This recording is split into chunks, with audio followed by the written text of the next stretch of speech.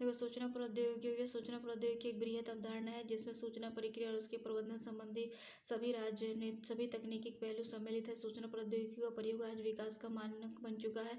इसका आधार computer, software, hardware और internet है। प्रत्येक क्षेत्र में इसकी भागीदारी आवश्यक हो गई है। इसका डिजाइन तैयार करने और विकसित करने और इनके संचालन और प्रबंधन का कार्य करने का काम टेक्नीशियन एवं विशेषज्ञों के द्वारा होता है। सूचना प्रौद्योगिकी का सर्वप्रथम पहलू इंटरनेट है। इंटरनेट आंकड़ों की संचार सेवा में सर्व प्रमुख है। इंटरनेट ये विश्व में विभिन्न स्थानों पर स्थापित टेलीफोन लाइन के सहयोग से ऑप्टिकल फाइबर परस्पर जुड़े कंप्यूटरों का विश्वव्यापी नेटवर्क है जो आंकड़ों के आदान प्रदान के लिए विश्व स्तरीय सेवा मुहैया कराता है। वास्तव में इंटरनेशनल नेटवर्क का संक्षिप्त नाम ही इंटरनेट है। इंटरनेट नेटवर्किंग में कंप्यूटर तथा टेलीहोम लाइन आपस में मॉडेम द्वारा जुड़े रहते हैं। मॉडेम कंप्यूटर के डिजिटल संकेत में बदलता है। इंटरनेट कंप्यूटर का मुक्त संयोजन है। इस पर किसी केंद्रीकृत संस्थान, कंपनी या प्रशासन का कोई नियंत्रण नहीं है, इसलिए इस तक सभी लोगों की मुफ्त पहुंच है। इंटरनेट का मुख्य आधार है TCP, transmission on control protocol. IP का मतलब होता है इंटरनेट प्रोटोकॉल। टीसीपी और आईपी का मुख्य पहल आंकड़ों का संचार पैकेट के रूप में होता है। पैकेट और स्विचिंग प्रणाली। प्रत्येक उपकरण एवं कंप्यूटर को इंटरनेट से जुड़े होते हैं। इनके लिए एक विशिष्ट आईपी एड्रेस होता है। ये एड्रेस 12 अंक का होता है। ठीक है। इंटरनेट का सबसे महत्वपूर्ण भाग है www के माध्यम से लिखित सामग्री, चित्र, ध्वनि और वीडियो आदि भी प्राप्त किए जा सकते हैं। www में HTTP hyper text terminal protocol का उपयोग होता है। HTTP के द्वारा विभिन्न वेब पृष्ठों के बीच लिंक स्थापित किया जाता है एवं एक दूसरे से संबंधित वेब पृष्ठों को आसानी से खोजा जा सकता है। वेबसाइट में सामान्य नामों को डोमेन नेम कहते हैं। upsc.government.in, bpsc.bih.nic.in इसको डोमेन नेम कहते हैं।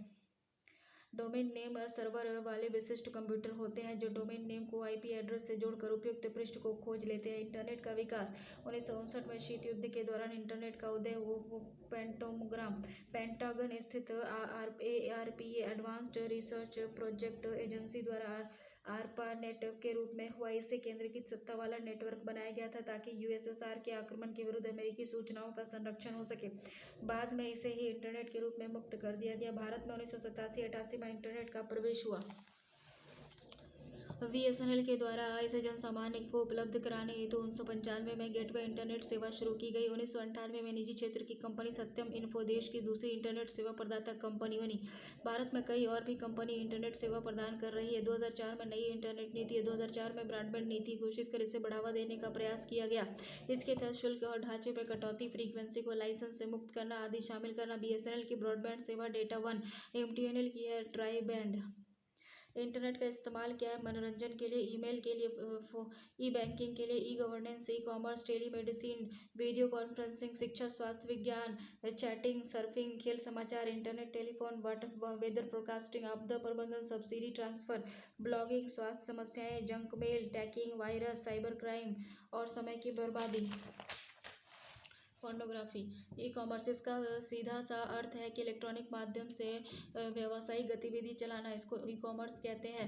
वस्तुओं की खरीद बिक्री, धन का हस्तांतरण, ग्राहकों को विभिन्न जानकारी देना और सेवाएं उपलब्ध कराना। ई कॉमर्स की अवधारणा ने बाजार और व्यापार से सीधे आम आदमी के घर तक ला दिया है। अब घर बैठे इंटरनेट के माध्यम से किसी भी वस्तु की खरीद बिक्री संभव है। उपभोक्ताओं के पास विकल्प भी काफी रहते हैं।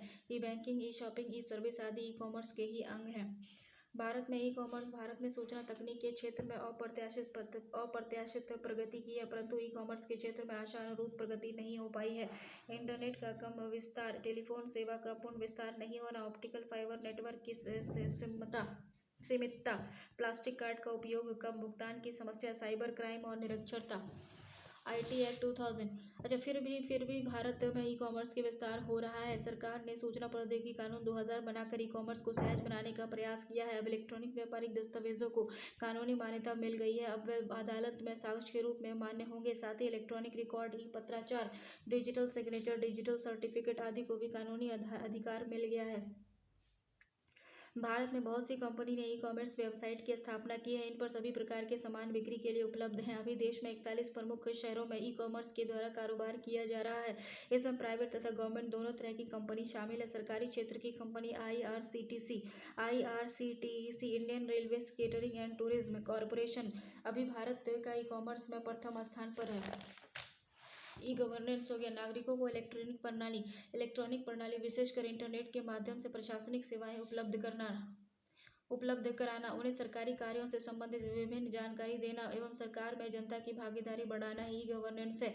इसके महत्व को देखते हुए भारत सरकार इस पर ध्यान दे रही है। सूचना प्रौद्योगिकी अधिनियम 2000 लागू करके सरकार ने ई कॉमर्स और ई गवर्नेंस को वैधता प्रदान की है। एक राष्ट्रीय ई गवर्नेंस योजना NEGP बनाई गई है, जिसमें 26 मिशन मोड प्रोजेक्ट तथा 8 सहायक घटक शामिल है। इसमें ई जिला परियोजना भी जोड़ा गया है। यह परियोजना केंद्र, राज्य एवं स्थानीय स्तर पर क्रियान्वित होगी। NEGP के तहत सरकार का लक्ष्य है आम आदमी को उसके ही क्षेत्र में जीवन पर्यंत एकल खिड़की के द्वारा सभी सरकारी सेवाएं उपलब्ध कराना, जिसमें कुशलता, पारदर्शिता और विश्वसनीयता सुनिश्चित करते हुए बुनियादी सुविधाएं वहनीय कीमत पर उपलब्ध कराया जा सके। इस उद्देश्य की पूर्ति हेतु देश भर में डेटा संयोजकता और सेवा डिलीवरिंग पहुंच केंद्र बनाए गए हैं। सरकार ने 15 अगस्त 2000 को सूचना प्रौद्योगिकी मंत्रालय में ई गवर्नेंस केंद्र की स्थापना की है, ताकि सरकारी काम में तेजी, पारदर्शिता, उत्तरदायित्व और संवेदनशीलता लाई जा सके। ई गवर्नेंस के क्षेत्र में भारत सरकार की मुख्य संस्था है NIC। देखो परिभाषा ई गवर्नेंस की क्या है। सभी सरकारी सेवाओं को सार्वजनिक सेवा प्रदाता केंद्र के माध्यम से आम आदमी तक पहुंचाना और आम आदमी की बुनियादी आवश्यकताओं को पूरा करने के लिए इन सेवाओं में कार्यकुशलता, पारदर्शिता और विश्वसनीयता सुनिश्चित करना। नेशनल इंफॉर्मेशन सेंटर NIC का फुल फॉर्म है। यह केंद्र और राज्य सरकारों को IT क्षेत्र में सेवाएं उपलब्ध कराता है। इसका राष्ट्रव्यापी नेटवर्क है NIC NIC-नेट, जो केंद्रीय विभागों को राज्य तथा जिला स्तरीय कार्यालय से जोड़ता है। NIC-नेट सेवा इनसैट उपग्रह प्रणाली पर आधारित है, जो BSAT के माध्यम से इंटरनेट लिंक उपलब्ध कराती है। ई गवर्नेंस का उपयोग हम कहाँ कहाँ कर सकते हैं, तो वाहन का पंजीकरण करने में, वाहन का पंजीकरण करने में, परमिट लाइसेंस बनवाने में, भूमि रिकॉर्ड कंप्यूटराइजेशन में, बिहार वित्तीय सहायता के लिए, tax collection, income tax return के लिए, राशन कार्ड के लिए, स्वास्थ्य सेवा के लिए, सुरक्षा व्यवस्था के लिए, परीक्षा परिणाम के लिए। बिहार, कर्नाटक में भूमि रिकॉर्ड्स को कंप्यूटरीकृत किया जा रहा है। ऑनलाइन फॉर्म भरना, ऑनलाइन एग्जाम देना, सरकारी कार्य योजनाओं का डेटा, शिकायत निवारण, DBT, वृद्धा पेंशन। अब सरकार इंटरनेट के माध्यम से मतदान और जनमत संग्रह की भी कोशिश कर रही है। अब सरकार जो इंटरनेट के माध्यम से मतदान और जनमत संग्रह की भी कोशिश कर रही है। Andhra Pradesh APSWAN, Bihar e office और ई गवर्नेंस के उदाहरण हैं। दुनिया भर में लोकतंत्र, खासकर यूरोपीय संघ और अमेरिका का प्रौद्योगिकी का तेजी से लाभ ले रहे हैं और ई गवर्नेंस की प्रशासन का हिस्सा बन रहा है।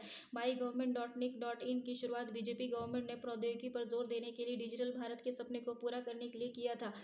पंजीकृत यूजर के पास किसी भी विषय पर चर्चा करने और स्वयंसेवी के जरिए मदद करने के 2 विकल्प होते हैं। 2014 तक MyGovernment.nic.in पर 14 समूह थे। बेटी बचाओ बेटी पढ़ाओ, अतुल्य भारत, विकलांगों की देखभाल, स्वच्छ गंगा, रोजगार सृजन, मैला ढोने से मुक्त भारत, संसद आदर्श ग्राम योजना, कौशल विकास, व्यय प्रबंधन आयोग, बालिका शिक्षा, स्वच्छ Bharat, green India, water shade प्रबंधन।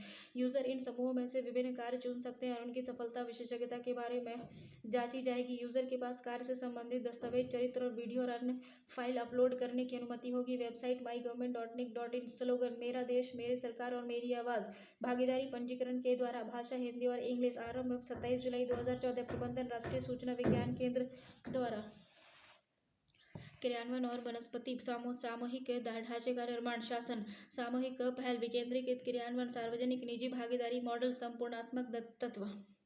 राज्यव्यापी सूचना केंद्र, राज्य आंकड़ा केंद्र, सामूहिक सेवा केंद्र, इलेक्ट्रॉनिक सेवा वितरण गेटवे, ये सब धीरे धीरे तैयार किए जा रहे हैं। राज्यव्यापी सूचना केंद्र, राज्य आंकड़ा केंद्र, सामूहिक सेवा केंद्र, इलेक्ट्रॉनिक सेवा वितरण gateway.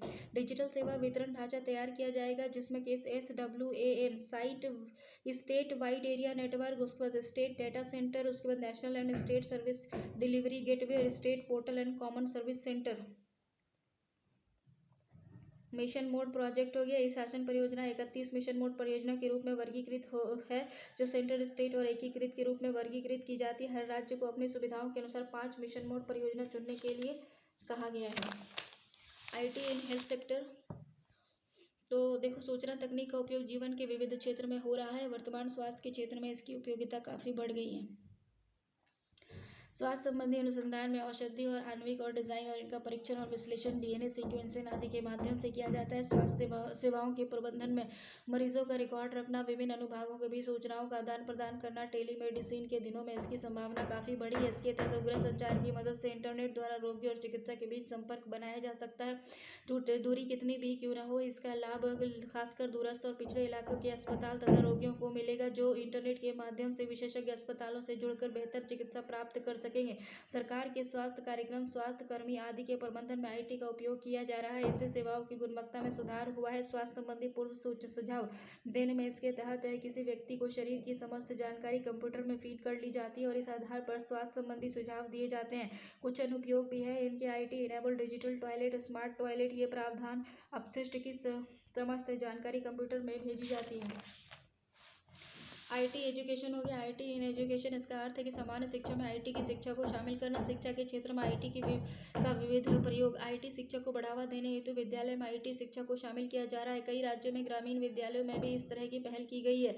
Agriculture, medical, engineering, law, fashion technology, accounting, textile technology, इन सब देशों में इंफॉर्मेशन टेक्नोलॉजी का व्यापक उपयोग किया जा रहा है। इसका दूसरा पहलू यह है कि शैक्षणिक पहलू में आईटी को बढ़ावा उपयोग। कंप्यूटर, इंटरनेट से छात्रों को व्यापक सूचना उपलब्ध कराई जा रही है। Multimedia, interactive service, computer adapting test, अनुसंधान कार्य आदि की जानकारी कंप्यूटर नेटवर्किंग द्वारा उपलब्ध हो रही है। स्कूल कॉलेजों के कोर्स सामग्री भी ऑनलाइन उपलब्ध कराए जा रहे हैं।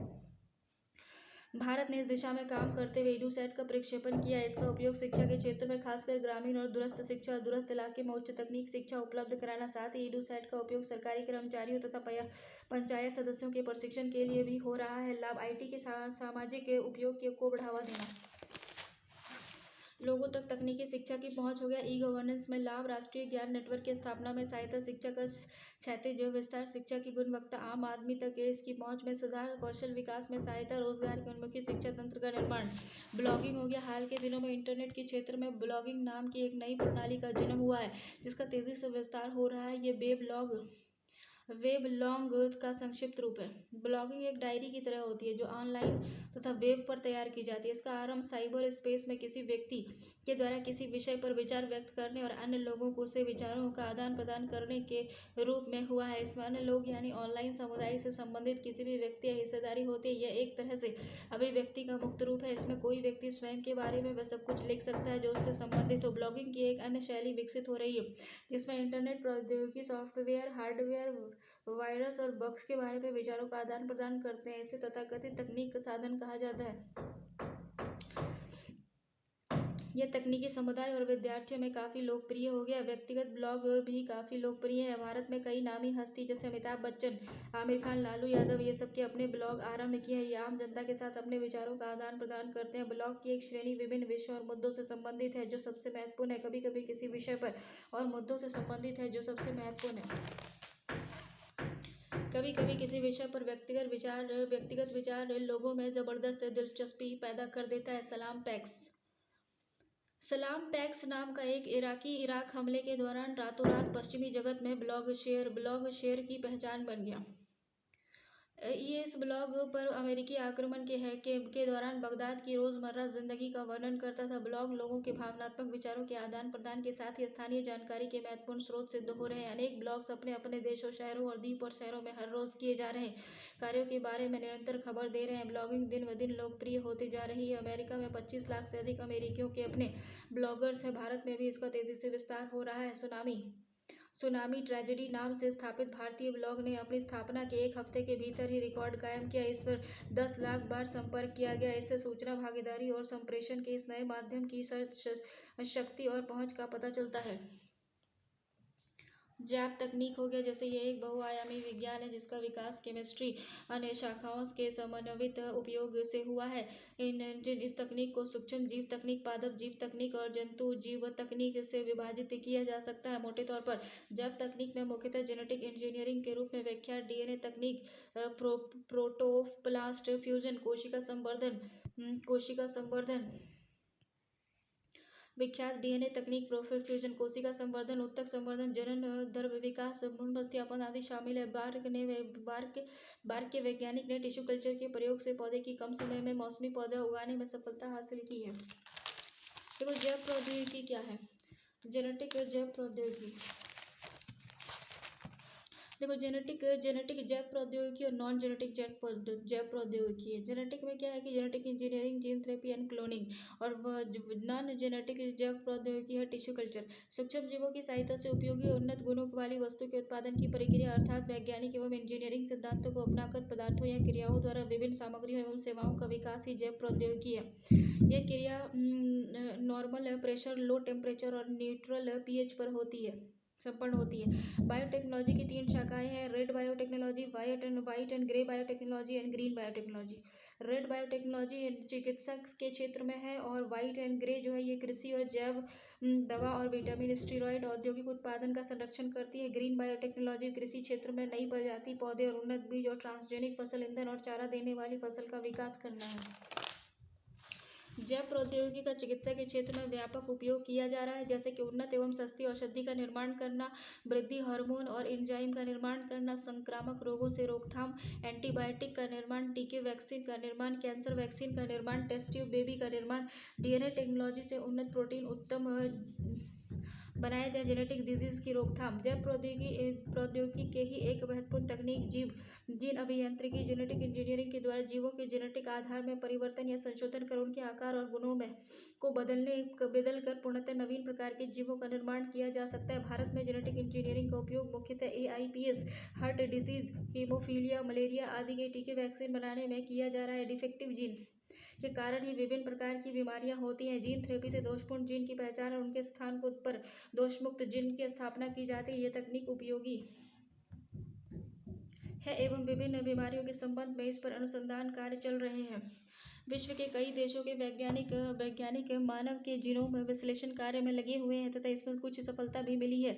भारत सरकार भी मानव जीनोम पर अध्ययन करने के लिए देश भर में उन्नत अनुसंधान केंद्र की स्थापना करने पर काम कर रहे हैं। ऐसा पहला केंद्र है मानव आनुवांशिकी अनुसंधान केंद्र, बेंगलुरु के नाम से स्थापित किया गया है। यदि इसमें अपेक्षित सफलता मिली है तो जीन में मौजूदा कमी या दोष को दूर करना संभव होगा। Cancer, AIDS, diabetes, heart disease आदि पर नियंत्रण स्थापित किया जा सकेगा। जैव प्रौद्योगिकी की सहायता से क्लोनिंग तकनीक का विकास किया जा रहा है, जो चिकित्सा के क्षेत्र में महत्वपूर्ण साबित होगा। इस प्रकार स्टेम सेल संबंधी अनुसंधान भी चिकित्सा के क्षेत्र में विकास के लिए महत्वपूर्ण है। Genetic engineering, recombinant DNA technology. Genetic engineering एक ऐसी तकनीक है जिसके प्रयोग से किसी एक प्रजाति के जीव जंतु के जीन का संलयन अथवा प्रत्यारोपण अन्य प्रजातियों के जीव जंतु में किया जाता है। जेनेटिक इंजीनियरिंग द्वारा जीवों के जेनेटिक आधार में परिवर्तन और संशोधन कर जीवों के गुणों और आकार और रंग और रूप में परिवर्तन लाया जाता है। इसका प्रयोग एड्स, हीमोफीलिया, मलेरिया आदि की वैक्सीन बनाने में किया जा रहा है। रिकम्बाइनेंट डीएनए टेक्नोलॉजी जैसे इंटरफेरॉन, इंसुलिन, हार्मोन आदि चिकित्सकीय प्रोटीन का उत्पादन करने की दिशा में रिकम्बाइनेंट डीएनए विधि प्रभावकारी हो सकती है। रिकम्बाइनेंट डीएनए तकनीक से रूपांतरण तथा पराक्रमण विधि से डीएनए को तोड़ा और दूसरे डीएनए में जोड़ा जाता है। यह कार्य प्लाज्मिड नामक डीएनए क्रोमोसोम तत्व यानी एंजाइम करते हैं। रेजिडेंट एंडोन्यूक्लियस प्लाज्मिड डीएनए को विशिष्ट बिंदुओं पर तोड़ने और लाइगेज नामक प्लाज्मा जोड़ने का काम करता है। प्लाज्मिड, देखो रेजिडेंट एंडोन्यूक्लियस प्लाज्मा होता है, ये डीएनए है, ठीक है। इसको तोड़ा तो लाइगेज क्या करता है, लाइगेज जो है वो जोड़ने का काम करता है। लाइगेज जो है जोड़ने का काम करता है और रेजिडेंट एंडोन्यूक्लियस प्लाज्मा तोड़ने का काम करता है। भारत में जेनेटिक इंजीनियरिंग का मुख्य उपयोग AIDS, heart disease, haemophilia, malaria की वैक्सीन बनाने में किया जा रहा है। तो क्लोनिंग क्या है, इसके तहत एकमात्र जनक माता या पिता से गैर लैंगिक विधि द्वारा क्लोन की उत्पत्ति कराई जाती है। क्लोन अपने जनक का प्रतिरूप मिरर इमेज होता है क्योंकि सभी 46 क्रोमोसोम एक ही जनक से प्राप्त किए जाते हैं। क्लोनिंग किसी भी जीव का किया जा सकता है। क्लोनिंग को इन विट्रो फर्टिलाइजेशन कहा जाता है क्योंकि फर्टिलाइजेशन जो है वो एक्सटर्नल होता है आर्टिफिशियल क्लाइमेट में। रिप्रोडक्टिव हो गया, उत्पादक। मानव का जन्म देना ये प्रतिबंधित है, ठीक है ना। क्लोनिंग के जरिए मानव को हम नहीं बना सकते, ये प्रतिबंधित है। जीव जंतुओं के जन्म देना ये किया जा रहा है, शिप क्लोनिंग थियोरी थेरेप्यूटिक उपचारात्मक हो गया। इसका उद्देश्य है कि भ्रूण का उपयोग कर एम्ब्रियोनिक स्टेम प्राप्त करना ताकि बीमारियों का निदान किया जा सके। इससे कुछ हद तक अनुमति प्रदान की गई है।